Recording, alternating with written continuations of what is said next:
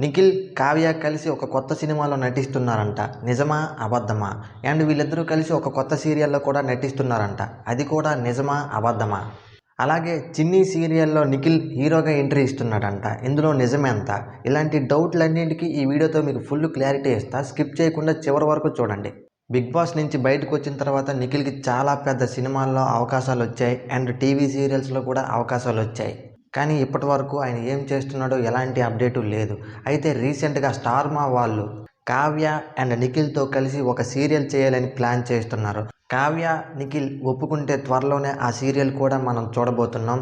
And వీళ్ళిద్దరితో కలిసి ఇంకో cinema plan చేస్తున్నారు. అండ్ వీళ్ళిద్దరూ ఒప్పుకుంటే త్వరలోనే ఒక మంచి సినిమా మనందరం చూడబోతున్నాం. మ్యాక్సిమం కావ్య, నిఖిల్ 100కి 100% ఒప్పుకుంటారు. ఎందుకంటే వీళ్ళిద్దరూ ఎంత అడిగినా నిర్మాతలు ఇవ్వడానికి రెడీగానే ఉన్నారు.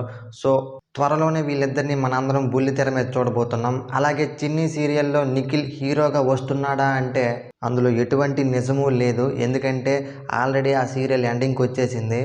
సో ఇది జరిగిన అసలు విషయం. మరి దీని మీద మీ అభిప్రాయం ఏంటో కామెంట్ చేయండి.